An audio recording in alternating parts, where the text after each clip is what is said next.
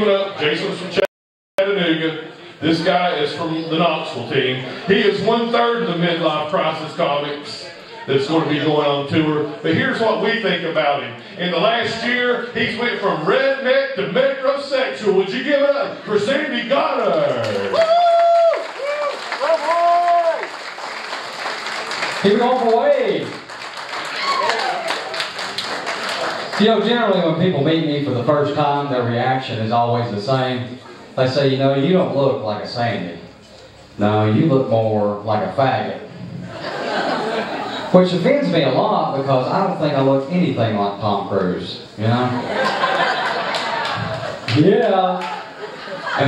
I think my parents loved me way too much growing up, which is evident because they gave me the birth name Sanford Bernie Goddard. Which that is a big I love you right there, ain't it? You know what I'm saying? I was what you might call a fat child. And so growing up, my parents got me a pogo stick one year for Christmas. Yeah, getting a pogo stick for a fat kid is like getting a deaf kid an iPod. It's just not practical, you know what I'm saying? I mean, don't get me wrong, I'm pretty sure that my sister enjoyed the iPod, but I just don't think she knew when it was turned on. Speaking of sisters, I grew up with 2 sisters. It was weird for me because, you know, when you live with people, you adapt to who you're living with, you know? Well, I mean, I thought I was masturbating all the way through the 5th grade when I figured out that I was just fingering my butthole.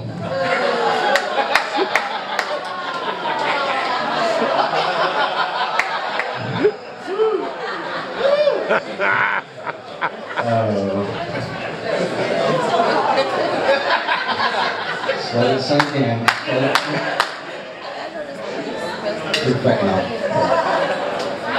My dad caught me masturbating one time when I was younger. He said, son, if you don't stop doing that, you're going to get hairy palms. I said, Dad, then what the hell have you been doing to your ears?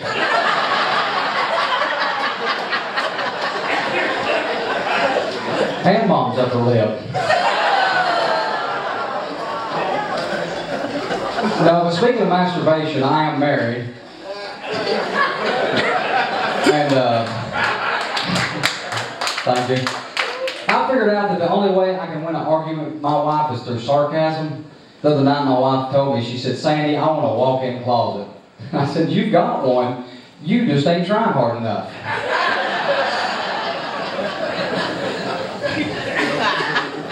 She told me recently, she said, Sandy, would you like to go skydiving with me? I said, hell no. I'd rather be in the bathroom when I shit on myself.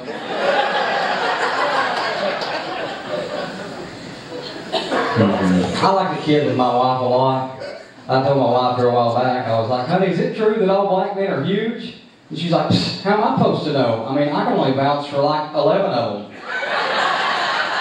Oh, I got a quick story for y'all. Oh my goodness, this is funny. I want to learn how to dance. And so I decided who better to study than black men on how to dance, you know, because they can dance like a son of a bitch. I studied about 6 months and I figured out that a black man, when he's dancing with a woman, don't look like he's dancing. He looks more like he's backing a truck into a stall.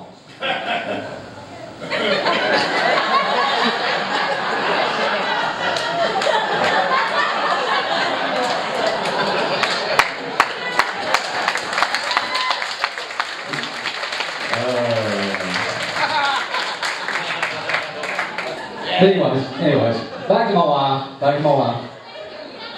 Me and my wife got to the point in time where we started nicknaming each other, and I call her my little sex camel, because she will store that shit up for months. She calls me Microsoft. I didn't find it that funny. I read the magazine somewhere it said if a woman got a piercing down there that would stimulate her during the day and it'd get her ready for sex that night. So I finally talked my wife into having it done. I come home that night from work and she's sitting on the floor. And her pants and panties are in a separate pile and she's sliding around like a dog scratching its ass on the carpet. I've never been so excited. I went running over to her and she stopped me. I got about 3 foot over. She said, Sandy, I have had 9 orgasms today. Do not embarrass yourself.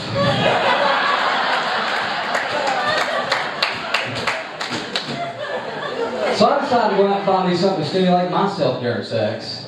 I went out and bought a bag of weed. Let me tell y'all, there's nothing better than being high. The lights are out, and you're having sex with your neighbor's wife. I joke and kid a lot on stage about cheating on my wife, but I still do it.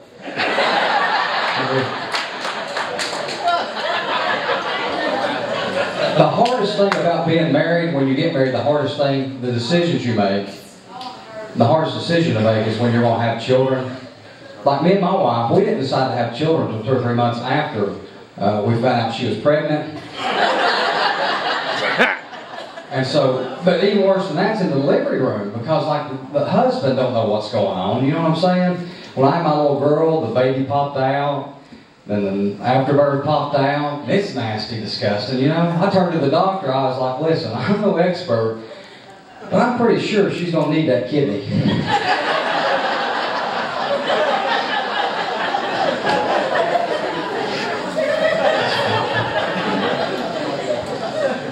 Me and my wife now have 2 children.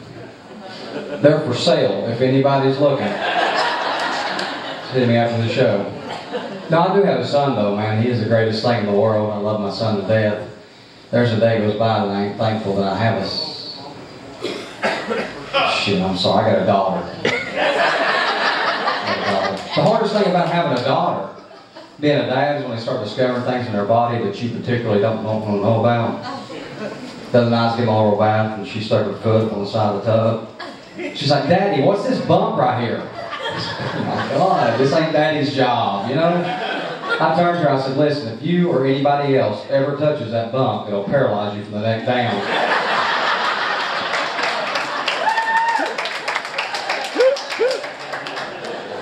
If you don't believe me, ask your mama.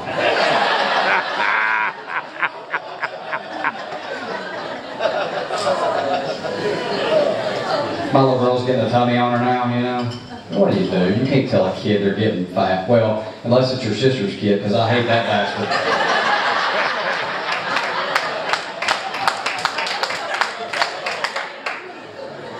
I was going to take a picture of my little girl the other night. I was like, pose for the camera. And she went, gangsta.